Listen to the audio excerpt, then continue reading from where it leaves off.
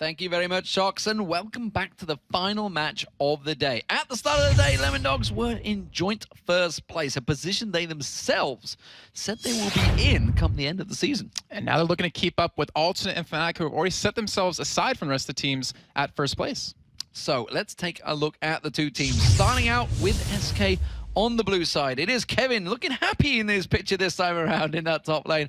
Hercubot the jungler. Ocelot not quite so aggressive as he used to be in that mid lane. Candy Panda as the AD carry and Nif as support. And of course on the red side for Lemondogs, we have Zorzer in that top lane, Dexter in the jungle, Nutuk mid lane, and Tabs and Mithy as AD carry and support. So take one last look at how you guys voted. What did you guys at home, who do they think is going to win? I have to say, I'm a little bit surprised, but 61% of the people think SK are going to win this game. Now, I mean, there's a lot of things you can say about that. Lemondogs have looked very strong lately. I mean, they've gone from pretty much towards the bottom, towards the top, or at the top now. But SK, over the past couple weeks, has started to improve quite a bit. Well, the Ocelot army is pretty strong. I believe it's they're 4-4 in the last few weeks. Is that about right? I believe so, yeah. I mean, 2-1, of course, in Tenerife as well. But you guys, you can vote, obviously, for the rest of the weekend's matches. There's going to be another 4 of them tomorrow over at lollysports.com, where you can also find the standings, results, and VODs of today's games and all of the matches that have happened throughout the 7 weeks of the season so far. So let's take a closer look at the match itself. It's another one where teams from both extremes of the standings are facing off against each other. But again, it's not such a long trip from the bottom to the top. SK is only 2 games out of first place, which is incredible when you think about how the season has gone. They're going to play 9 more times this season, and I don't think anybody doubts the talents of SK Gaming. They've just got to find that spark if they want to be able to get to their old glory. Yeah, we look back into the spring split for SK, and they had such an easy time beating the newer teams coming in, but this time in the split, it's kind of completely swapped on itself. And as you mentioned before, they went 2-1 in Spain, where they actually looked pretty damn good. And Candy Panda, as you see on your screen, he was the man to make it happen. He actually is, I believe it's 16-1 on, or 16-3 on his KDA with Vayne.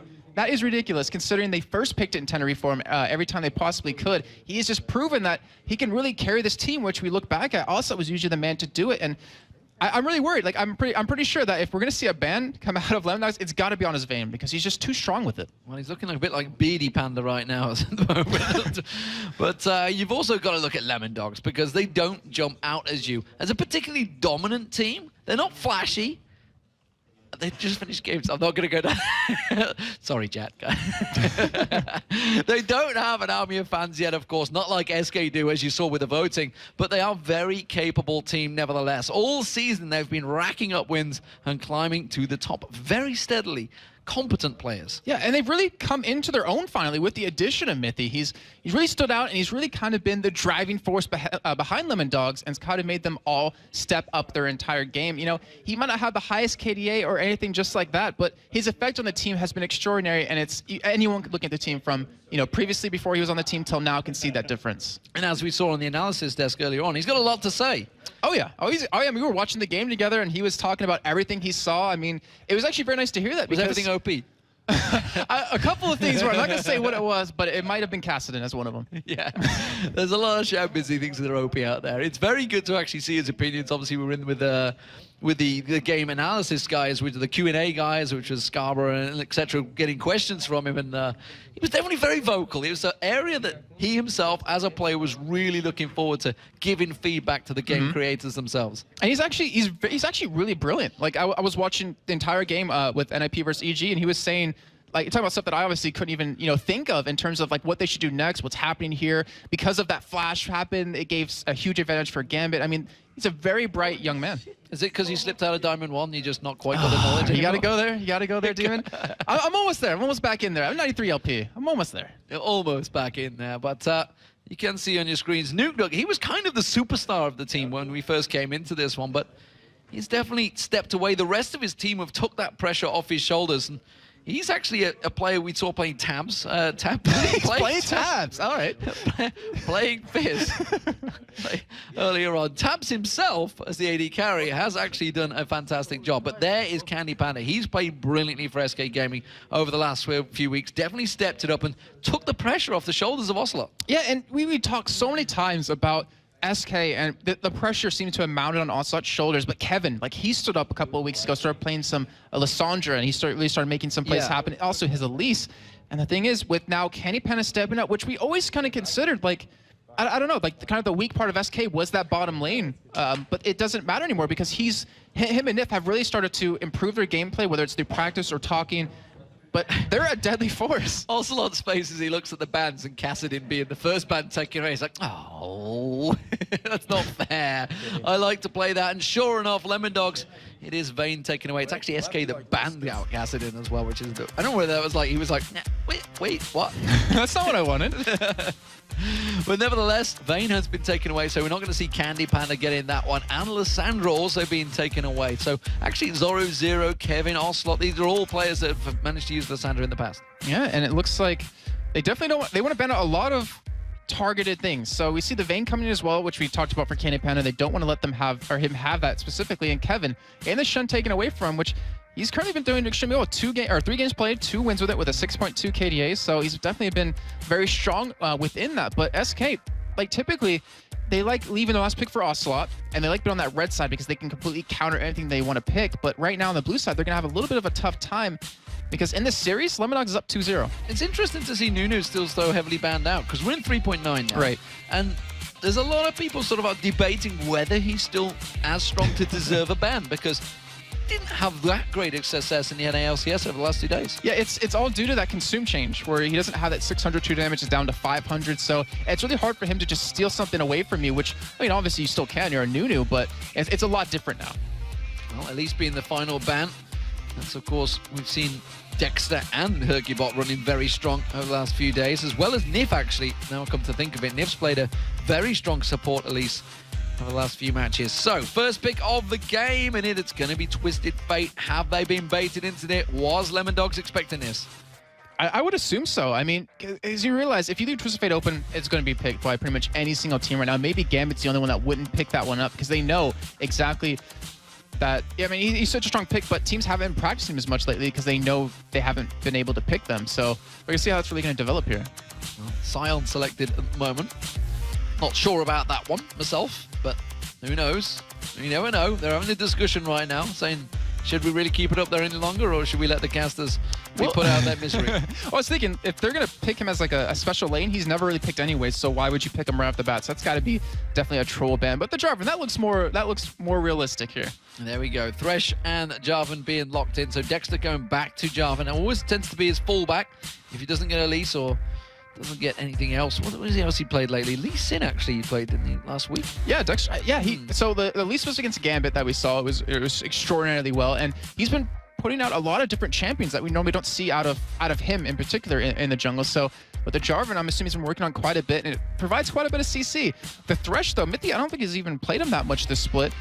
But I want to see how many hooks he can land, because if you're watching OGN earlier, Mad Life, oh my gosh, those pulls. It's like it's like a targeted spell. It's not even like a skill shot for him. It's the one he lands up, knows exactly where the Arcane Shift is going before it's even used. And he's like, you are going to Arcane Shift here. Just hooks him straight out. Yep. If you haven't seen it, guys, check it out after the game or during the load screen. It's only about 9-10 second clip, so you can easily get it in there nevertheless. Hercubot looking like he's going to be picking up Ezreal for Candy Panda because Vayne was taken away, so that's his second fallback champion, it seems, and Nami being selected for Nif with against Thresh. And, well, what is Tabs going towards? He had Twitch selected, now he's going towards Cogmore. Champion we haven't seen a great deal of, but of course he's going to fall back onto Caitlyn. I was going to say, I mean, there's like 2 hyper carry 80 or hyper 80 carries, if that even makes sense, and that's going to be Kog'Maw and Vayne. And Kog'Maw, I mean, it's still a very strong champion, but it's really hard to make it work in these compositions when you have so many assassins who can just dive into the back line on you. Obviously doesn't have that escape mechanism, but this is looking like more of a legitimate pick here, as we will see Nukeduck on Ryze. So actually, no, it won't be Nukeduck on Ryze. It'll be Zoro Zero. And the thing is, Zoro, he's strong in lane with Ryze, but he's been camped quite heavily by junglers. Like, they've gone for some very quick pushes to take his turret down, but most teams will leave him alone. And when he has the opportunity, he just farms up like crazy, and he becomes this really strong force later on that it's really hard for their team to deal with, which I believe SK did against them last time they met in Week 5. Tabs not looking like he's going to change, so it will be Caitlyn, sure enough. It's Caitlyn or Varus. That's really who he plays. I mean, he's expanded his champion pool quite a bit, but you're definitely right. I mean, Caitlyn Varus, we talked about him in week 1. Only played Caitlyn in the summer promotion tournament. We were confused. If you bet on Caitlyn, will you counter him? But he's proven he can play some other things, and it's going to be a very strong champion. Obviously, you have the range, and it's a very good counter to Nami. As long as you don't get hit with the slow off of her, the bubbles are going to be really hard to land. So, final picks. They've already got that mid laner and the bottom lane secured, so it's going to be jungler and top lane they're going to be locking in. Or is it? I think we're going to see Xin come out of us. Oh, wow. Just like I said, I was thinking maybe Xin because... Another Aatrox. That'd be the third Aatrox of the day. Yeah. I mean, we only saw him once the first week was available, and then now he's being picked like crazy, and it looks like we will have that jungle Aatrox and a Jace, so even with the tier changes, it looks like they still want to give Jace a go. Well, I'm wondering how Jace has managed to sneak through. He's not at that much of a nerf yet, still. It's just really hard to stack that tier, so the thing is, it's okay, so it's a lot harder to do that. That also means your mirror mana comes in or later, which means you're not as powerful early on to use that tier advantage. So it is a little bit of a hit to him, but it looks like they will go with it. So that's a quick locked in Zed there as well. Fast locked in. So that's going to be Nuke Duck trying to counter out Twisted Fate in that mid lane. Will be able to put some burst down on him, but I don't think Ocelot's going to want to stick around long enough to fight straight 1v1. He's actually played him in 3 games, that Zed. 2 wins out of it, has an 8 KDA. So that's a very good champion for him. It's very assassin-like. It's going to be hard for anyone to 1v1 him if he does split push, which he typically likes to do. And honestly, I kind of like that champion. Well, I'm waiting for this Thresh and Ryze to switch around finally because we only have 25 seconds left and it's taken a while. There we go. Got a little scared there. We're finally into a normal match here, Jason. This is the 4th game of the day, and finally we've got a standard setup once again, just like in Game 1. So we haven't had the craziness of Game 2 and Game 3. What are we seeing here from the 2 teams? Now we can actually look at the team and go, we know this. We've seen it before. Well, we heard Sana talk about over an SK side that the Zac, it's kind of, he thinks it's stronger in the lane than it is in the jungle, but we're going to see it obviously on Hercubot. So it looks like they want to just harass quite a bit with Kevin and then kind of go for a strong initiate after that with the tidal wave following up, and then the Zac lets bounce. There's not a lot of synergy within their team for this, so it's going to be interesting to see how they're going to use it. But with the Ezreal, if you go blue build, you obviously have a lot of poke behind that on as well. But over for Lemondogs, I mean, I'm going to assume that they just want to get Nuke Duck split pushing with that said. You have a Caitlyn to clear waves, you have a Jarvan to protect you, have Zora Zero who's going to be very tanky on that Rise, and not to mention Mithy on Thresh who can throw that box down, and then obviously it's really hard to chase through that. Well, we'll see how it works out. We see the players getting themselves ready. Their giant headsets on. That's to shut our big traps up so they can't hear what we say, and they can't hear what the other team says as well. That's really the main reason, but nothing gets given away to these guys. So they're setting themselves up here in the studio.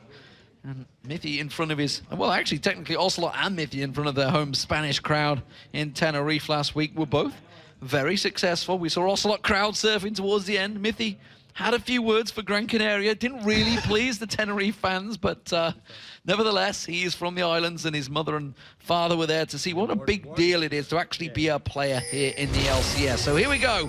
Blue team is going to be SK Gaming. They're on your screens. And, of course, Lemondogs. They are the red team. Lemondogs currently 2-0 up against SK in this series of 4 matches that they will be playing out in total. And so far today, actually, if you look at the stats, everyone was 2-0 up, and now today, they're all 3-0 up. So, that, in its favor, says Lemondogs are going to win. That's it, GG.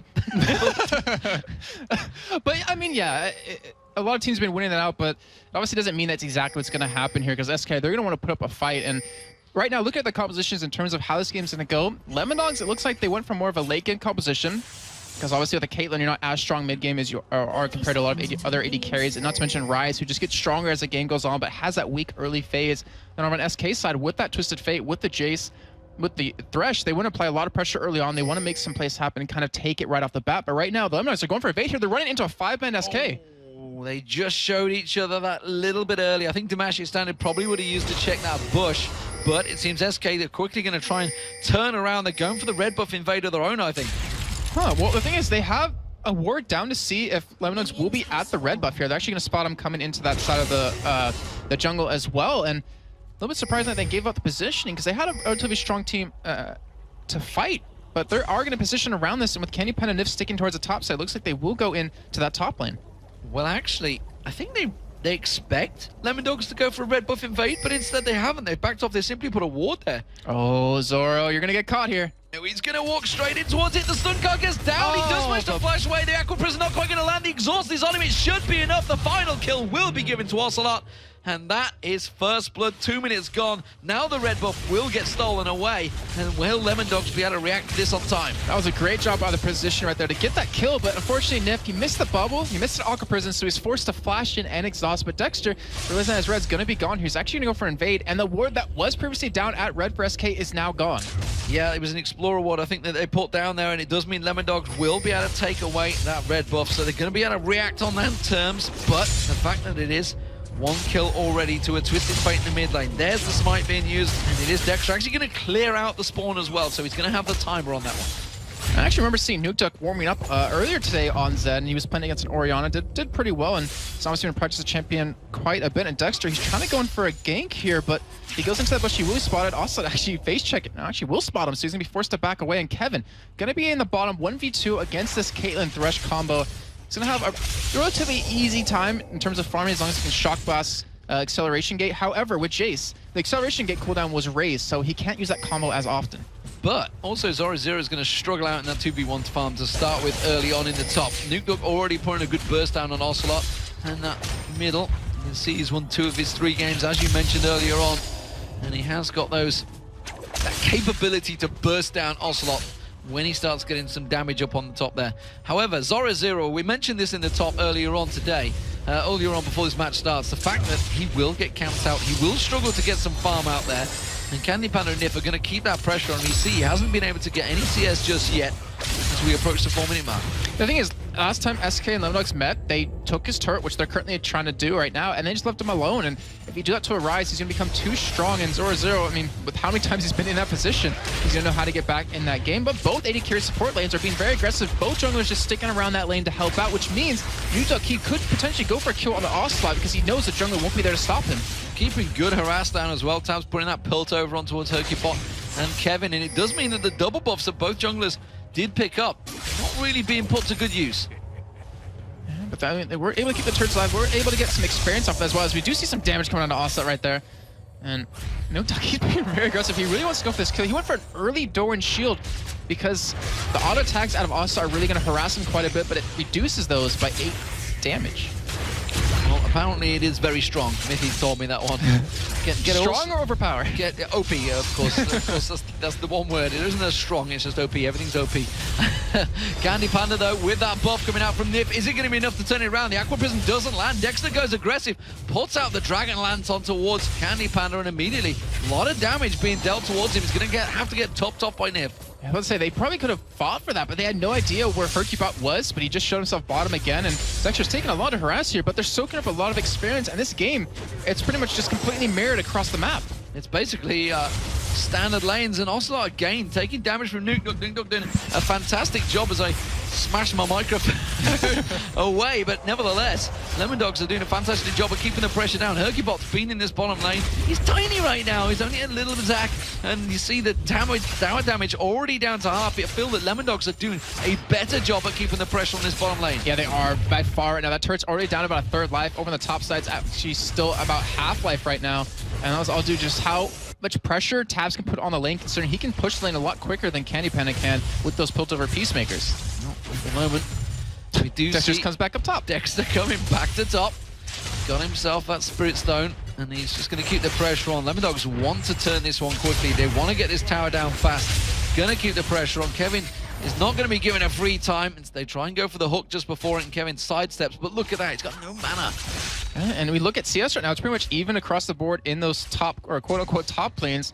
Nukeduck, he was able to push Ocelot out of lane before he was level 6, so he's going to have that level 6 ahead of him, and that means that he could potentially burst Ocelot down with that Ignite, and we're going to see as that comes in a little bit later, as Zoro0 is going to catch Nif here, and actually he wasn't spotted coming back towards his top lane, so he's trying to make a play happen. He's trying to make a gank work out for them.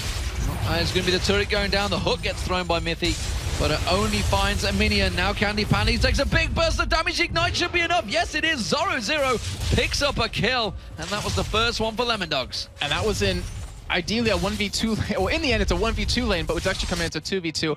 But still, that's a great start for him, considering he got first blooded by Ocelot right in the beginning of the game to be able to get to lane, be able to pick up a kill for himself. It's going to help accelerate his build quite fast, concerned. He's going to be a little bit slow in terms of building the mana up with that tier and that catalyst. And you see what that means between the two AD carries as well. Tabs went back, he got himself the BF sword to go with that Doran's Blade. Candy Panda is still gone for the blue Ez, effectively. Get that tier of the Goddess and a single longsword to go with the boots. So we'll see how those builds work out this early level, but instead the Cataclysm on towards Ocelot forces the flash out. They're going to be happy with that. I think Ocelot's going to be dead when Nukedog does go back and buy up right now because he's sitting on quite a bit of gold. 1,800. He could go for a Brutalizer since he has 24 flat armor pen right now, and that would be a dead Twisted Fate, but so far a great job by Lemondogs to hold on to this. Looks like they even wanted to go for Dragon off of that, which I think they actually might go for because right now in the top lane we see Nami backing away. They're thinking of stealing away that large Wraith as well. Nukedog was keeping the pressure on Hercubot. Hercubot himself, who was sitting in that bottom lane. Next tier of Goddess being picked up by Kevin. So despite the changes, despite the nerfs in 3.9, they're happy to keep getting that item. Red ward. Potentially going to come out here, but this time around, Hercubot was ready and waiting. He's got the timings. He's going to launch himself in there. On towards it. Has got the smite. Does he land it? Yes, he does. Hercubot gets the steal. Has a great ward by him to expect Lemondogs to come in for that particularly, and then able to stop because, you know, Dexter, he expected his red buff to get invaded, and in the end, Hercubot was able to keep his, and now Dragon's being started, and not really anyone SK's here to kind of prevent it. Well, the fact is, the smite's just been used. They're like, fine, you're going to use our smite. We know it's down, and that's going to be an easy Dragon for Lemondogs. But Hercubot, using the Let's Bounce, catches on towards Mithy, catches on towards Dexter. Dexter taking very low. The hammer gets dropped. Kevin picks himself up the second kill. It looks like he's going to continue to go for Mithy here. Oh, he's only got the red card actually pulled out there, but it doesn't matter. It's going to be enough. The backward prison lands. Very nicely played. Niv catching it in there, and it's Hercubot that picks up the kill. So in the end, it was a Dragon for 2 kills, which even with blue buff being taken away from Lemondogs' jungle, it's not that bad for them because if you look at their lineup, who's going to use it? And ideally, you would try to get over to Zoro, but he's still in that top lane. So it's not a big loss for them losing that blue. Obviously, a little bit in terms of experience. But actually, if Nukedogs goes down, this is going to be terrible for him. Well, you're going to see he's got slowed down. That red buff will do enough. And you can see there's the stun card. Very well dodged there out there. We saw Alex Inch the other week dodging out of the Requiem. This time around, Nukedog dodging that stun card. That's a phenomenal job out of him right there because he probably would have died. Obviously did have that flash to get away, and right now you're seeing Candy Panda and Zoro go head to head, and in terms of CS, I mean, Candy Panda's still leading, but Zoro, if he gets that just reach onto Candy Panda, he can just shut him down. How did he miss that siege minion just there? Lost himself a big chunk of gold. Instead, Candy Panda keeping the pressure on, keeping him off that turret. Hasn't managed to push it down just yet. We do see Dexter taking that red buff. There's the hook onto Ocelot. The flay comes in as well. Tabs is going to have enough here to finish him off. Ends it with the net shot. And that's a big slap in the face to die to a net like that. A rank 1 net. But so great job. Great pull by Mithy right there to get that kill, and that might open up another turret for them. Because keep in mind, SK has not gotten a turret because they were able to defend that top lane really well. Well, we are going to see Lemondogs continuing that push. This will be the middle turret going down. We see the True Shot barrage coming across, but that's not going to clear out the minion wave before the tower drops. And while Candy Panda's getting himself that free farm in the top lane, the rest of his team are losing towers. Yeah, I mean, it's a lot of free gold that Lemondogs is picking up. I mean, I say free, but they got Dragon, they got 2 turrets now. They're getting a little bit of a gold lead, even though they're down in C. You know, they're kind of down in CS. It's pretty much equal, except Twisted Fate passive really gives SK an advantage. That's why the lead's not that heavily in favor of Lemondogs currently. So, how are things balanced now? It looks like Manamune is going to be picked up by both Candy Panda and Kevin as early as possible. And that, of course, in turn means the jungler's actually going exactly the same build. Despite the fact they're on different champions. We need to keep an eye on those tiers, though, on the Manamune and the regular tier currently out of Kevin, because the thing is, they're about poke right now with the whole blue build Ezreal and the Jace, so if they can't stack those tiers up quick enough, which with the changes they're not going to be able to, they're not going to have a lot of presence, a lot of power early on, and as we know, poke comps, when they fall behind, they kind of stay behind. Now seeing both duo lanes now moving to this top. We'll see whether it does work out. Nukedog's got himself in this bottom lane, and he's got Hercubot and Kevin. As he's trying to put pressure on him. He's actually going to launch on the. He turns around, puts the ultimate down on towards Kevin. Is the death mark going to be enough? I'm not too sure. He is going to take some tower damage as Kevin's taken very low. But here comes Ocelot. Comes around there, flashes away from that one quickly. But now Ocelot's in trouble. Nukedog's going to come back in towards this. Zoro pouring a ton of damage down on towards him. That will be enough to take him down. Great play from Zoro to save Nukedog. And that was an amazing flash by Ocelot, but even more of an amazing one by Zoro to be able to follow up like that in such a high intensity situation, but they get the kill. I believe they even got the blue buff away from him. No, they didn't, because he didn't have one, but they were able to pick up the kill, and that's the big point.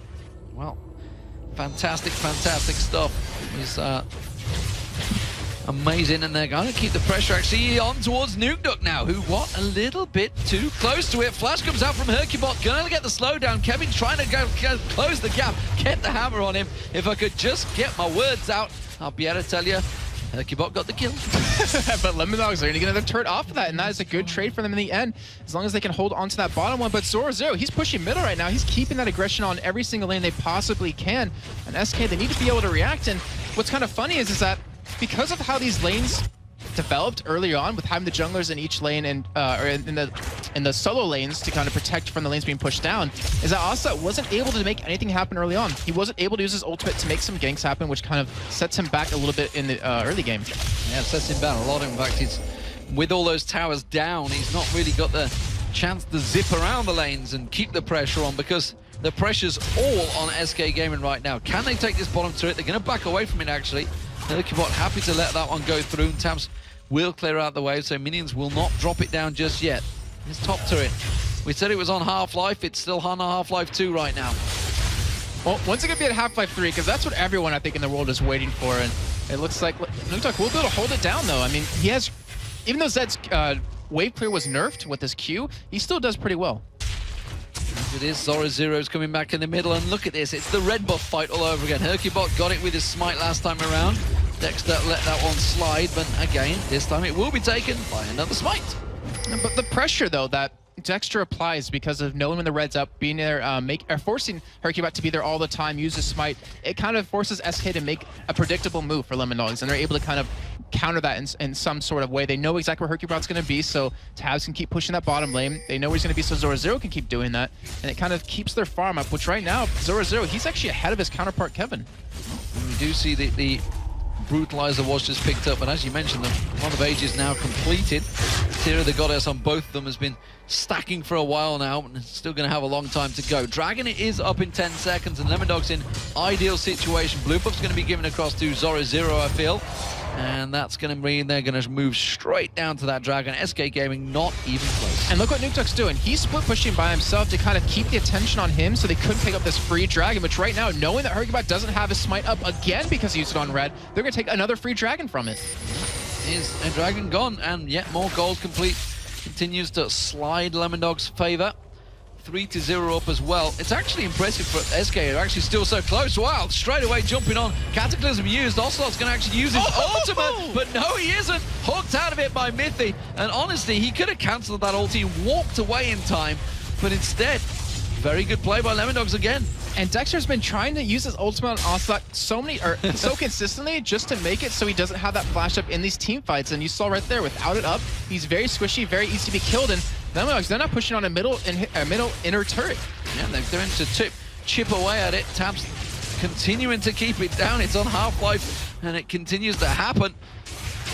As it is, Nukeduck, he's not been involved yet, and this is actually how he played the exact same way with Twisted Fate. He's had it a few times and does manage to just keep that split push going. Works out well for him. Hercubot wanted to get in there, but that's a blue buff stall by Nukeduck. Yeah, he denies it away from...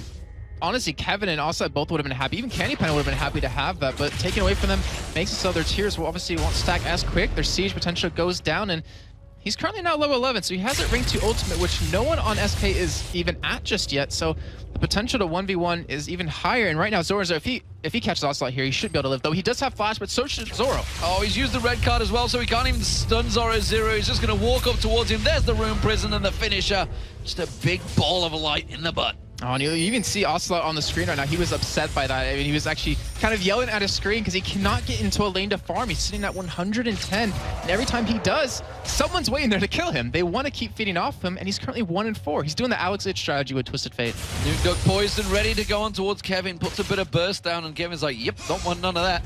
Gonna keep away from him. In fact, he's got that blue buff on. He's gonna keep his cooldowns off. Candy Panda trying desperately to keep the farm going, keep on top. He's the only person at the moment that's keeping up in farm between the lanes with Tabs, but it's becoming a more difficult task as Lemondogs continue to split all across every single lane, driving it down. And this middle turret, it's not long left with it. They are going to catch on towards it. Dexter runs distraction while the rest of the team take the turret. It's another one. It's 4-0 in turret so far. SK not looking strong here. Yeah, 4-0. That is a huge number now for Lemondogs because that is so much gold. 4 turrets, 2 dragons. Like, that's so much gold that they've been able to accrue throughout this game that they're starting to complete items a lot quicker. You look, at 0-0. Had a tough time in lane. Now 4-1 with a Rod of Aegis. I mean, he's got to be so happy. Sitting on 2,000 gold. Nukeduck's sitting on 2,000 gold as well. And so is Tabs, who's just about to hit that 2,000 mark. So when they go back and buy, they're going to be even stronger for these fights so they can siege the turrets down. And that forces SK to pretty much make a move. Do they want to fight for this when they feel underpowered? Or are they going to just try to potentially stop the siege with their own poke? Well, they're poking out all the lanes as Lemondogs all went back to buy, apart from Tabs, of course, who continues to just farm in that mid lane, keeping Ocelot away from that turret. Now got 2k gold. He's going to head back, get himself some sizable items. We'll see what it is that comes out. 2,200 gold also on Candy Panda. As you mentioned, he's just clearing out those golems in the bottom lane, so he's got a lot of gold as well. But again, as you say, with all those advantages gained from turrets, from the dragon, it keeps that bonus gold. Everybody gets topped off, and especially, more importantly, the supports and junglers. They're the ones that really benefit from those global objectives. Yeah, I'm really glad you said that, because that is a point that really goes unnoticed a lot of the times, is that think of how much gold they get from these objectives and how many more wars it gets them, how much early an Oracle it gets them. And right now at this stage, an early Oracle can give you a sneaky Baron. It could give you easy engages that you're looking for, especially against a team like SK has.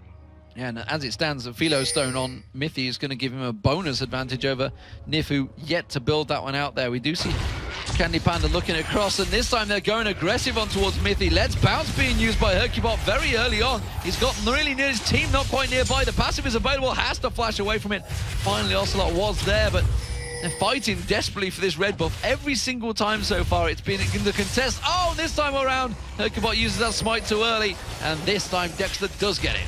Great job, and it looks like they're going to continue this. SK are also getting caught. And Cataclysm comes out once again. My. He does get taken down. The Piltover comes across. And, well, it's not looking good for him. The death mark down there. Nuke, though, picks up the kill. The Ignite is going to drop him, though. Kevin gets revenge. That was so close, but still, in the meantime, because he was able to kill him, they're going to get another turret off of this. And this goal lead is... it's actually not that big for Lemondogs considering what's been happening so far. They're only up about 4,000 gold after this turret does drop. Actually, almost 5,000 now, but they're going to continue pushing along.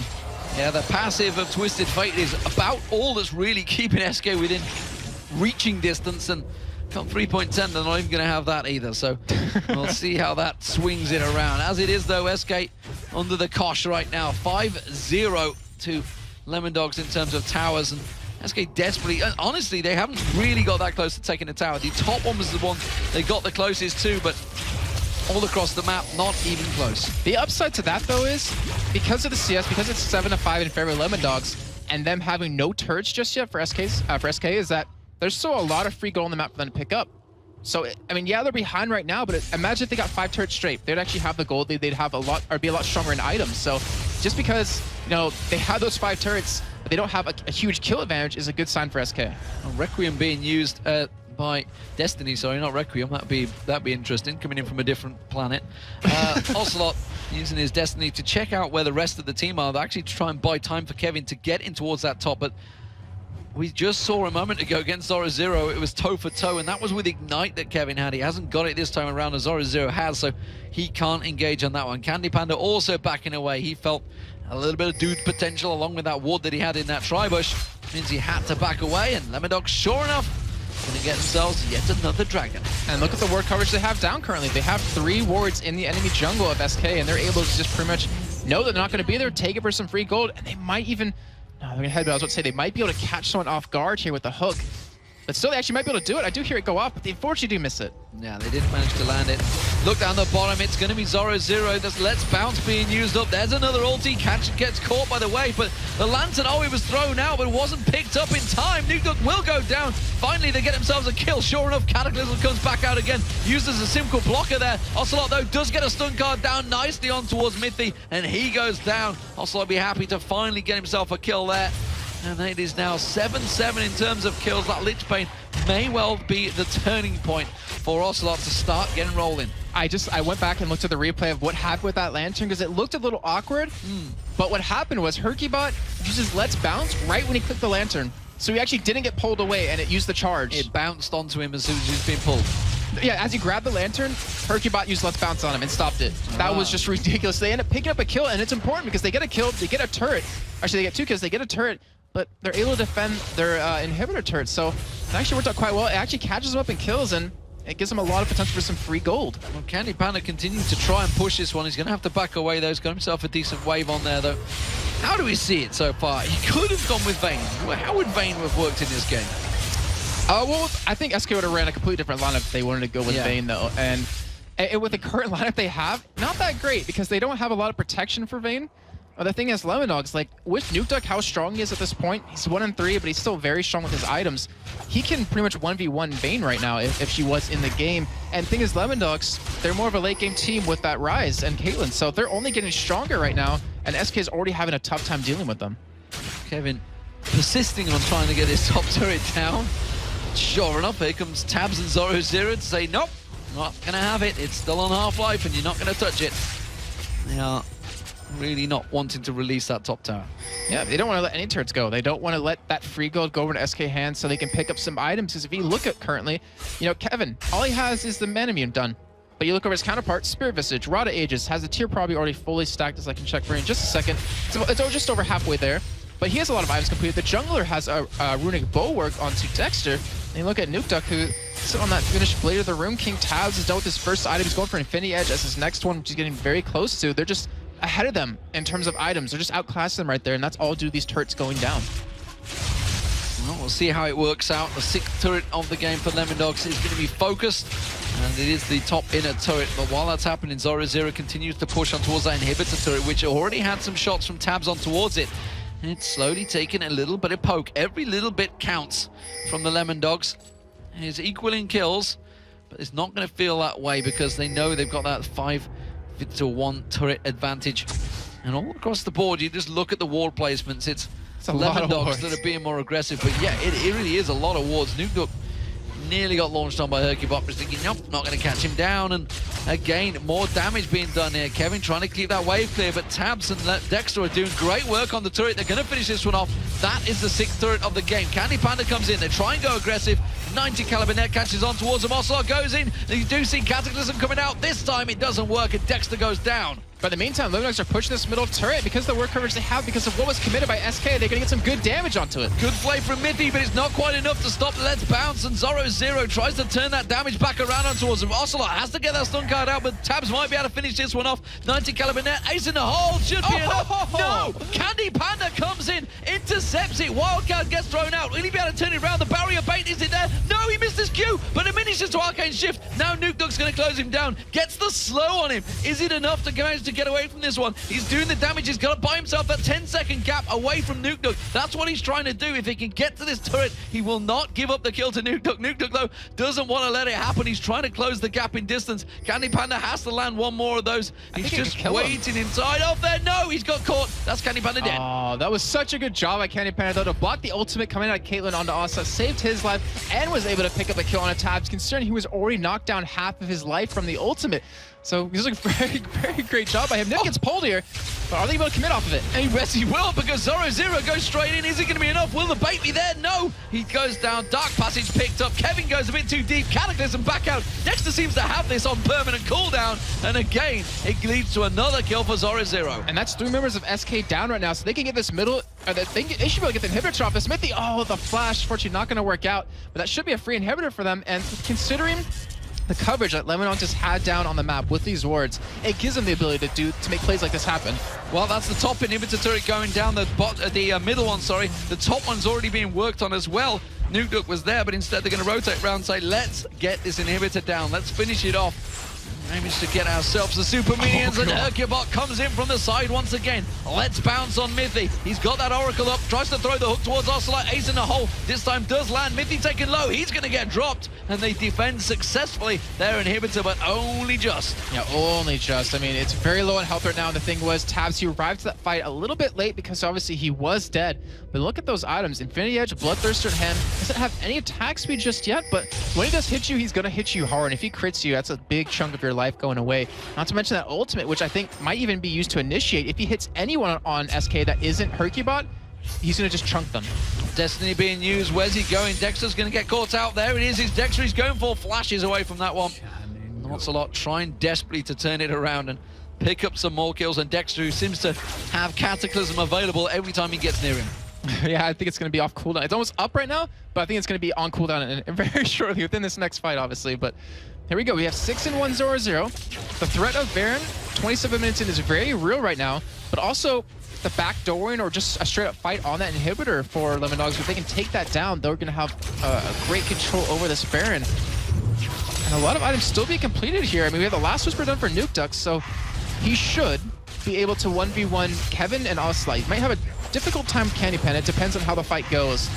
But he should be able to put out so much damage that SK has a really tough time dealing with it. Lemondogs continue to get their global experience and gold advantage built up over SK Gaming as they take themselves yet another dragon.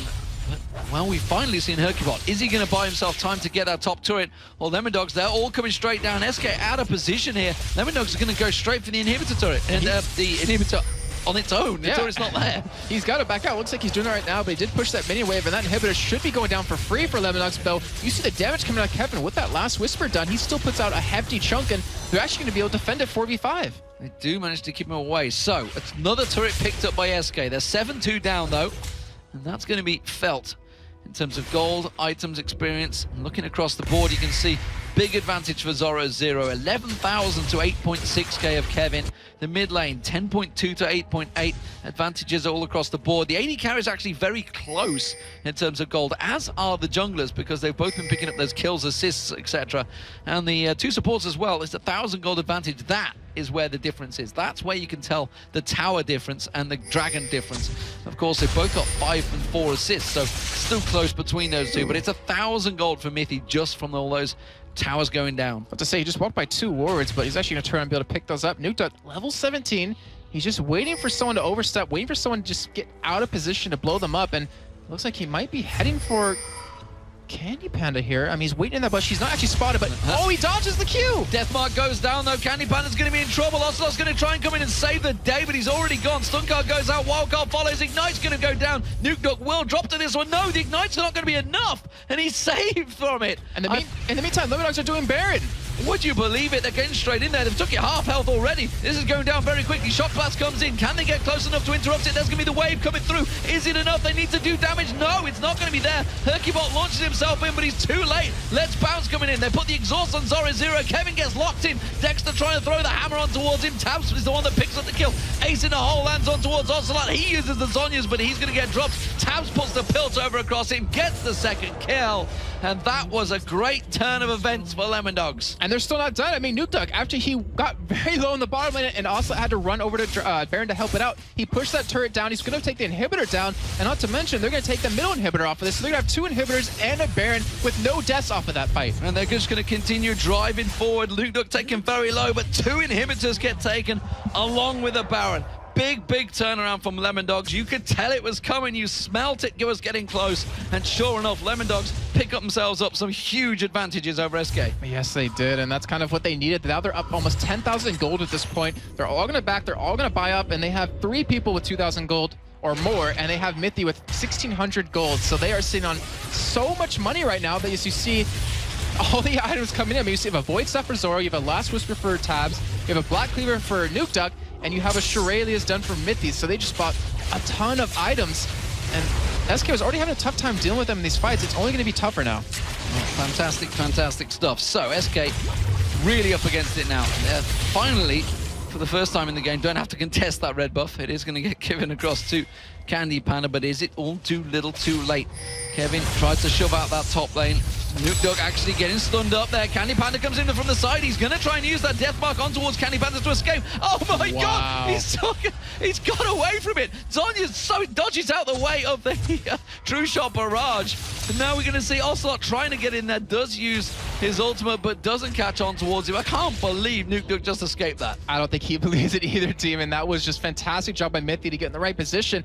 And we have to say, I'm thinking about SK, and we've had them talk to us quite a bit about when they get to that 40-minute mark and they're ahead, they have a hard time closing out games. But to me, they play better when they are behind earlier on, so they actually know what to do to get back in the game. And right now, they've been doing a phenomenal job. Like right there, they try to catch Nukedog. they almost were able to kill him. And if that happened, that would have been the pick they needed to start pushing up a little bit. But as it stands, they are fighting against Super Minions, and Lemondogs with that Baron buff just have that top lane turret. Hercubot getting caught out, flayed up a little bit there. Mithy not really the target he was looking for, wanted to find himself a juicy AD carry. Nukeduck putting the wards down in mid, keeping the vision. Super buff minions on towards the Nexus turrets now as well at the bottom. So SK, somebody's got to deal with this. Is it going to be Candy Panda? They're 4v5, sorry, on the most so far on this inhibitor turret. It's already taken to half. They're just keeping on poking it. That's one of the Nexus turrets now down to Super Minions. They do get the second one down as well. The inhibitor turret dropping. Now they're going to see the pressure. One more inhibitor left, and the double Super Minions are there. Still, nobody dealing with those Super Minions just below. Candy Panda finally comes across. You can see a wave of red on the map. That's going to be the third inhibitor turret now. Sorry, inhibitor going down.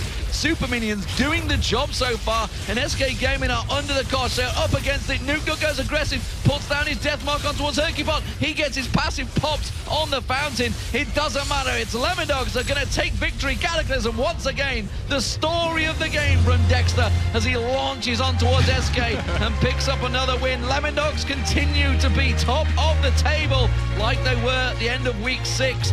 And you know what? They may be living up to their promise. They said they were going to finish first. They are still in that position. Yes, they are. I mean, Gambit, they dropped out of that running for the first place. Now it's a 3-way tie between Alternate, Lemondogs, and Fnatic, and that game was just phenomenally well done just from the get-go, considering what happened with both junglers camping those lanes. You even had an invade come out of Lemondogs, but just so very well done by Lemondogs. I mean, we've seen the impact of Mithy on this team, and considering he came in, you know, halfway through the season, he's been able to take them to the top of the tables. Well, one thing that has developed over this weekend, it is the bottom of the table. It has started to actually stretch, and now you can see SK and Evil Geniuses on 8 and 11, Meteor Makers on 7 and 12. There's starting to be a gap between there, and would you believe it, it's Ninjas in Pajamas and Gambit are the next two teams to come against, which honestly, you would still count them in towards that top end of the table. It is scary right now in the standings, and the pressure is really starting to build on all of the teams that are in that situation. Yeah, and I really wonder the pressure that they're under because of that. Like, knowing you work this whole season, these 7 weeks now, to get into these playoffs, and then you kind of maybe fall out. But because of that divide that's happening towards the bottom, they have to feel a little bit more secure, but it's still not done. They still have 8 more games to play each, I believe it is, and they have a lot of work ahead of them. Yeah, 8 games is a big difference when there's, what, 3 games between them already. Exactly. So that's 3 wins they have to get out of 8.